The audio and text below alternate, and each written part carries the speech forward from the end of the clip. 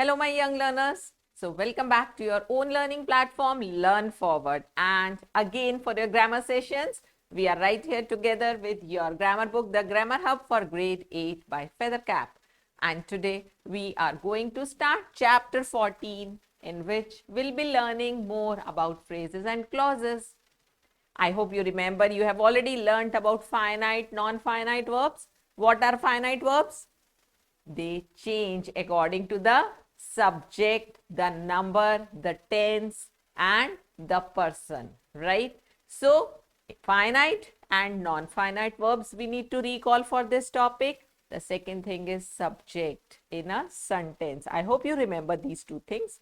So, let's get started with the topic. What is a phrase? Let us try to understand first. Phrase. For sentence, we say sentence is a group of words that makes a complete sense.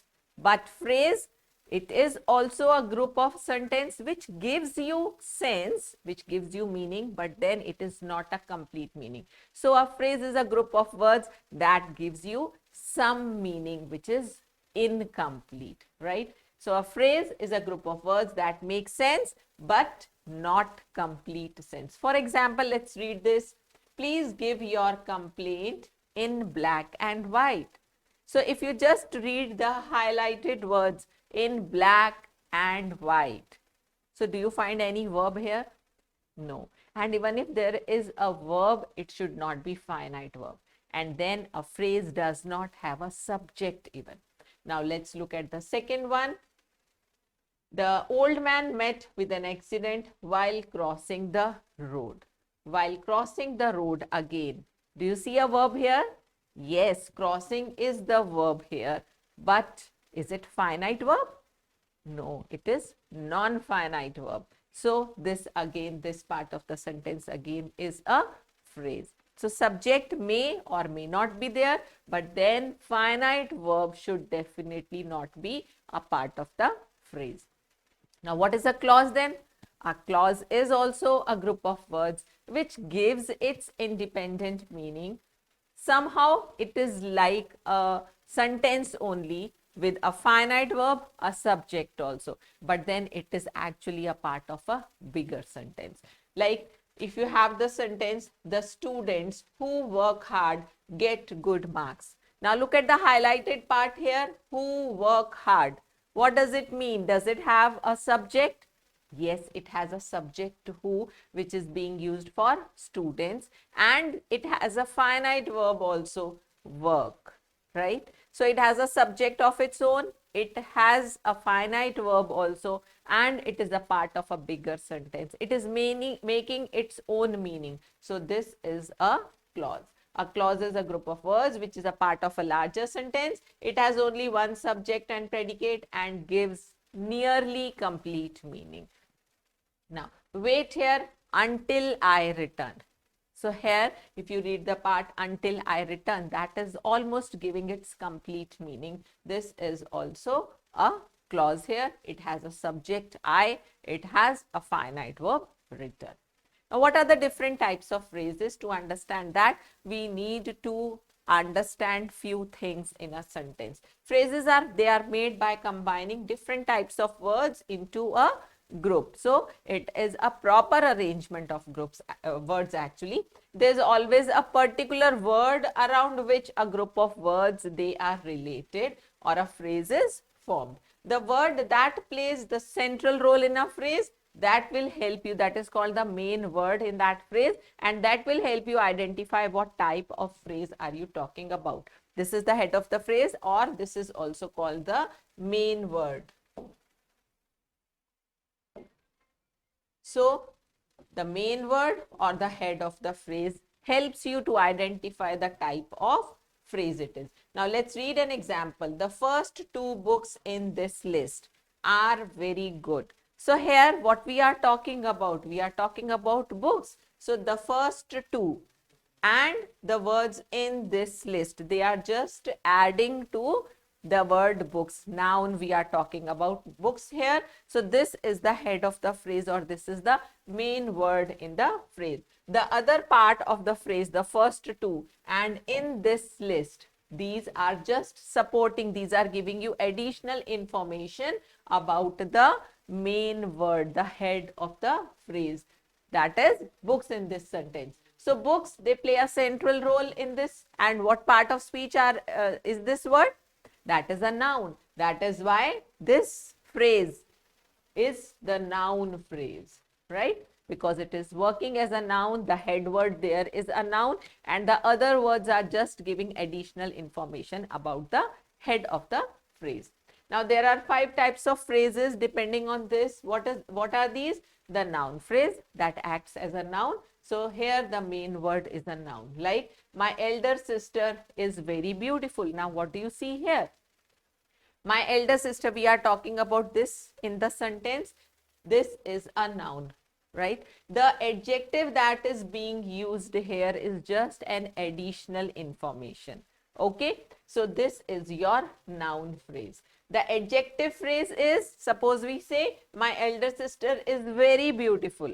Although you have the adjective word here, elder also, but because the main word here is sister, which is a noun, so this becomes your noun phrase. But when you are describing this using the words very beautiful, that becomes your adjective phrase. When an adjective is placed before a noun in a noun phrase, it is simply a modifier there, right? Just like I told you here, elder is an adjective, but because it is a part of your noun phrase, it is only a modifier there. It is only giving you an additional information about sister, but it is not the main word. Now in case of adjective phrase, beautiful is the main word here. So this is your adjective phrase. Modifiers are words that give you additional information about the main word in the phrase. Now, in an adjective phrase, there isn't any noun, and so the adjective plays the role of the main word here. So, we are talking about very beautiful. So, beautiful is the adjective here, and that is the main word of the phrase. Now, adverbial phrase, as the word suggests, adverb. That means adverbial phrase. In this, the main word is an adverb and other words are just additional words. She has been working on her project very sincerely. So, sincerely tells you the manner of how the action is done, and very is just giving an additional information. So, very sincerely, this is your adverbial phrase. And remember, students, what's the difference between a phrase and adverbial phrase or any phrase and the part of speech?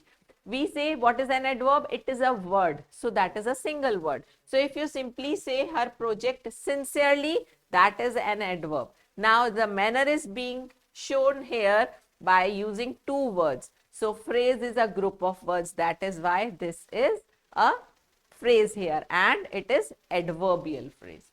Now, very sincerely, when we talk about it, the main word here is sincerely, which is an adverb, and the adverb sincerely, it modifies the verb, which is working, right?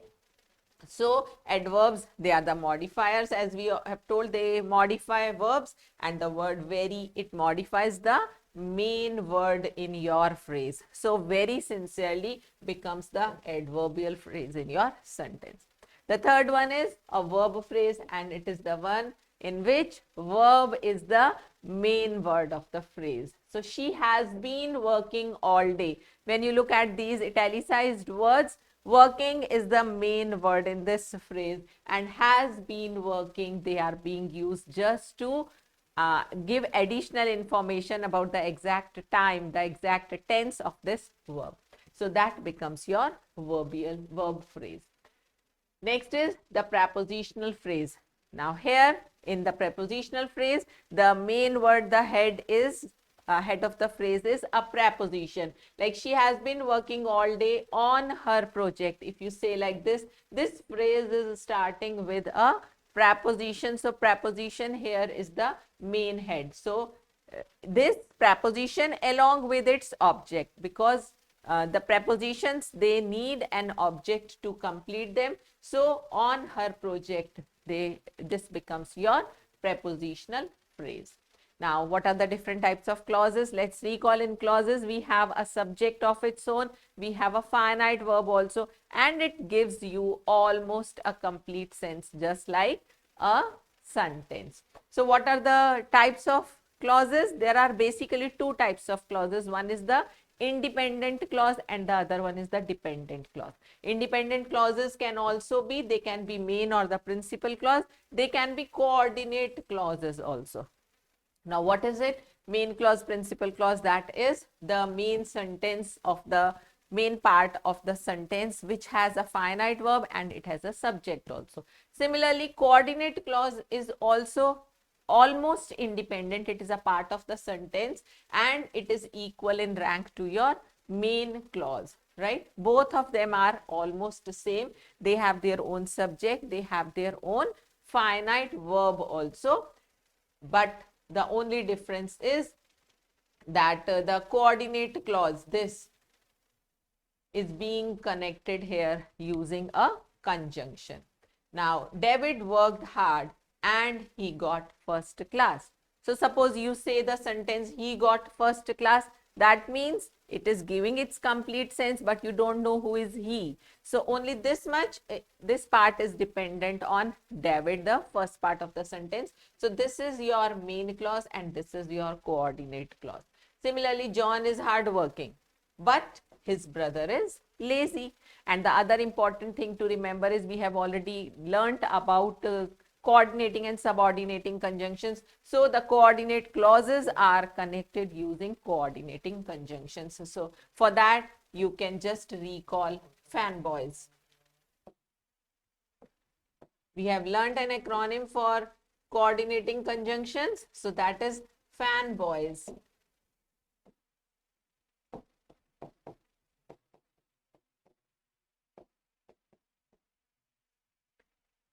So, from here and but, both these are coordinating conjunctions. So, the clauses here are coordinating clauses. Now, what about dependent clauses? They are also called subordinating clauses, and just like here coordinating conjunctions are used, here subordinating conjunctions are used, and they are not so independent as the coordinating clause. So, they are not equal in rank with the principal or the main clause.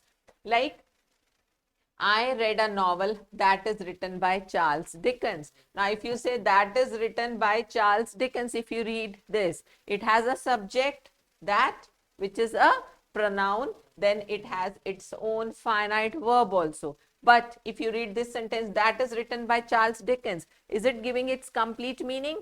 No, it depends on the main clause, I read a novel. But if you read out, I read a novel, if you say like that to somebody, it gives a complete meaning. Until and unless somebody is asking you more about it, it stands on its own. So, this is the main clause, independent clause here, and this is the subordinating clause, because if you just say that is written by Charles Dickens, the people listening will have too many questions about your sentence, about the information you want to give.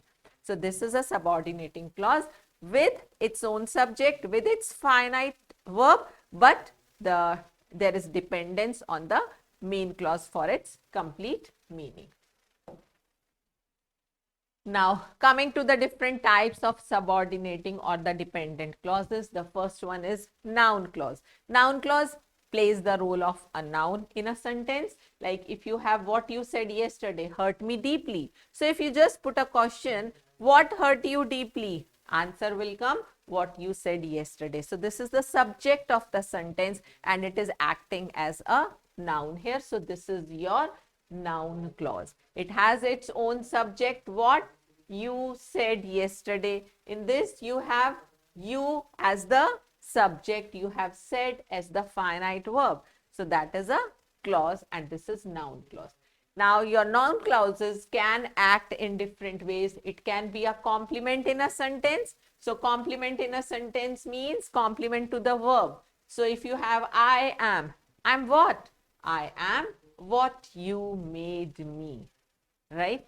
So, what you made me is the complement in a sentence. Complement of a sentence means the part of the sentence which gives a complete meaning to the verb. This is your incomplete verb, and it is getting completed only by this set of words, which is called the complement in a sentence.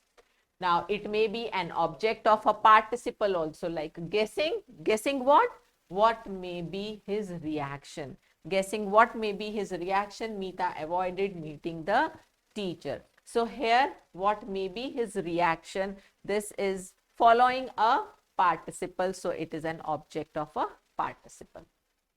It can be an object of a preposition also, like I made my presentation on. On what?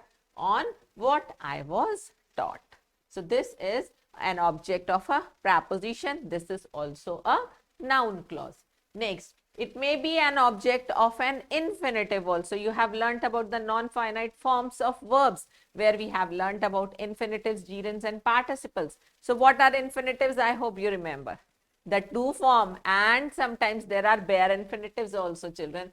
So the teacher wants to know what? To know who will not come tomorrow. So again, this is an object of an infinitive here. This is a noun clause. So there are different roles a noun clause can have. It can be a complement in a sentence. It can be an object of a participle, a preposition, or even an infinitive. Right? So at 3 places, it is playing the role of an object. Next is adjective clause. As the name suggests, adjective clause. That means the clause that plays the role of an adjective. So what is the function of adjectives? They tell you more about nouns or pronouns. So this clause will also qualify a noun in the clause. When a dependent clause plays the same role in a sentence as an adjective. Like if you have the man who donated those books to the library.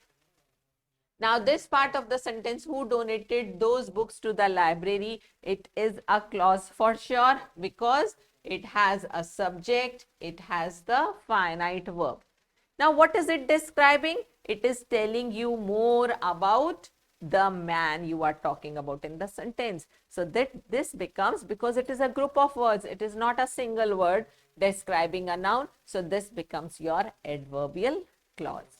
Adjective clause. Coming to next is the adverbial clause. Now, just like adjective clauses, they play the role of adjectives in a sentence. Adverbial clauses are the clauses that play the role of an adverb in a sentence. So what is the role of adverbs? They modify verbs, exactly. So here adverb clauses will also modify the verbs, like we went where none ever dared to go. So here the verb is went, and the clause where none ever dared to go. This is telling you about the place where you went. So that is an adverbial clause of place. Just like we have adverb of manner, adverb of place, adverb of time. Similarly, this is also an adverbial clause of place, because it is telling you about where did you go, right? So these are the different kinds of adverbial clauses. Now it's time to do some exercise. Pick the correct answer. A group of words which has only one subject and one predicate and gives nearly complete sense. So we are talking about nearly, not exactly. What is that? Is it a sentence? A sentence gives you complete meaning. A phrase? No, it gives you incomplete meaning. So that is just a clause. That is perfect. Coming to next, phrases and clauses generally do the functions of, do they act as nouns, as adjectives, as adverbs, or all of these? They act as all of these. We have just learned the kinds. A word which is used to join words, phrases, clauses, or sentences together. What is that word called? It can be a conjunction. Yes, of course. It can be a linker also. Definitely. And it can be a connector also. Yes. So, any of these can be used for them. He did not go to school dash. It was raining. So, what's the correct conjunction here? Because it was raining. Which of the following is the coordinating conjunction? So, go back to your acronym. Fanboys. So, and that, because, unless, all these are subordinating conjunctions.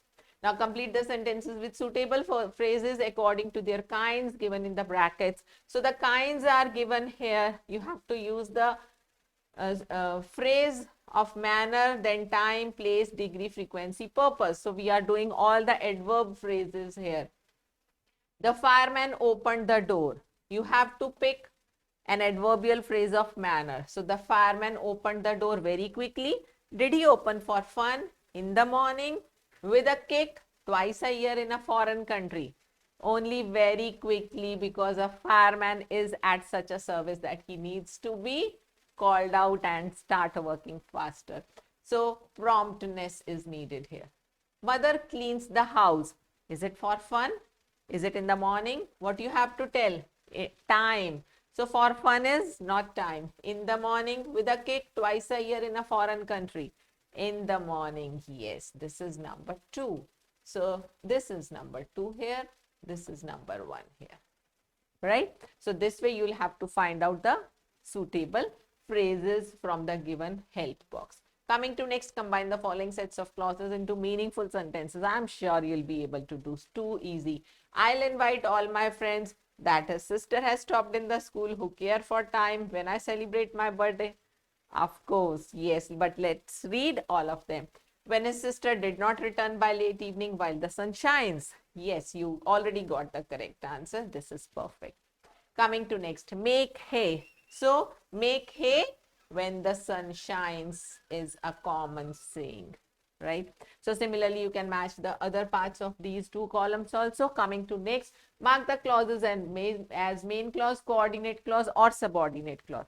So, what are main clauses? The principal clauses. Then, the coordinating clauses are equal in rank with the principal clause or the main clause, and then subordinating clauses, they are dependent clauses.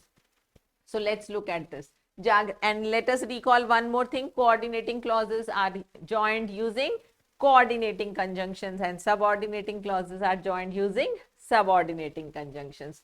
Jagriti likes painting, but I prefer clay modeling. So, but that is a coordinating conjunction. So, this is your main clause and this is your coordinating clause, right? Next, if I like the sari, I shall buy it. So, I shall buy it. This is your main clause. And if is your subordinating conjunction. So, this is your subordinating clause. Like this, you'll be just picking up your types of clauses, reasoning out why you are calling it a particular one. Okay. So, that way you'll get confident. Coming to next, identify the subordinating clauses in the following sentences and state the kind and function of each clause. So, we have already learnt about noun clauses, adjective clauses, adverbial clauses, and we have already also learnt about the 4 different roles a noun clause plays in a sentence. So, let's see. When I reached the base camp, I found that the rest of the party had already arrived. So, what is this? Is the main clause here. And this is starting with when I reached the base camp. So, if you get a question, when did you found the rest of the party had already arrived? So, this is giving you more information about the verb here, and this is an adverb clause. And because it is modified using when, that means it is telling you about time. So, this is the adverb clause, the subordinating clause, which is adverb clause of time.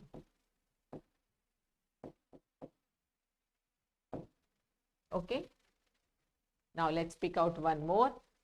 While the orator made his speech, I looked around for a suitable spot where I could place my camera stand. So, there can be more than one subordinating clauses also. So, let's see. While the orator made his speech, I looked around for a suitable spot. I looked around for a suitable spot is your main clause. Now, while the orator made his speech, so this is again telling you about time. So, this is the adverb clause of time. Now, look at the third part of this sentence, where I could place my camera stand. What is it telling you about? it is telling you about the noun spot. That means it is modifying your noun in this part of the sentence. So this is something that modifies a noun is called adjective. So this is your adjective clause, right? So this is how you will be just picking out different clauses and telling what kind of clause is each one. So I hope I have made phrases and clauses easier for you to understand and practice. So keep practicing, keep rocking. We'll be looking ahead for more interesting sessions ahead. Till then, happy learning, children.